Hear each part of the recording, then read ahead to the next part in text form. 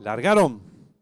Parte con desventaja el 7 Avinagrado a tiempo que sale a enseñar el camino al participante número 3 Blue Marlin. Pequeña ventaja sobre el 4 Banquero Sprint. Tercero por fuera se desempeña el 5 Azabache. Cuarto viene accionando por el lado de la pista el número 7 Avinagrado. Por dentro el 2 Tronador. Los competidores van a dejar atrás la señal indicatoria de los 1000 metros. Hay lucha en la delantera. El número 3 Blue Marlin. Pequeña ventaja sobre el 5 Azabache.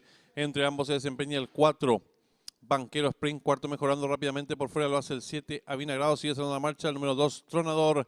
Los competidores están enfrentando el codo. Asume el comando del lote el número 5 Azabache. Le toma cuerpo de ventaja al número 7 Avinagrado. Tercero por dentro se desempeña el 3 Blue Marlin. Cuarto viene accionando a 4 cuerpos el 2 Tronador. Se la marcha el número 4 Banquero Sprint.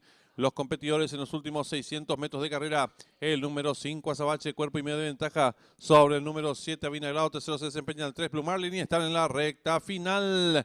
Últimos 400 metros para el disco número 5 Azabache. Intenta la disparada. Lo hace con 2 cuerpos y medio de ventaja sobre el número 7 Avinagrado. Tercero se desempeña el participante número 3 Blue Marlin. Descuenta ya los últimos 250 metros para el disco número 5 Azabache. Pequeña ventaja sobre el número 7 Avinagrado que va resueltamente su búsqueda. Descuenta ya los últimos 150 metros para el disco el número 5 Azabache. Cuerpo y medio de ventaja sobre el número 7 Avinagrado que insiste por fuera. Últimos 50 metros de carrera. Domina el número 5 Azabache. Le toma medio cuerpo de ventaja al número 7 Avinagrado que insiste por fuera y cruzaron el disco.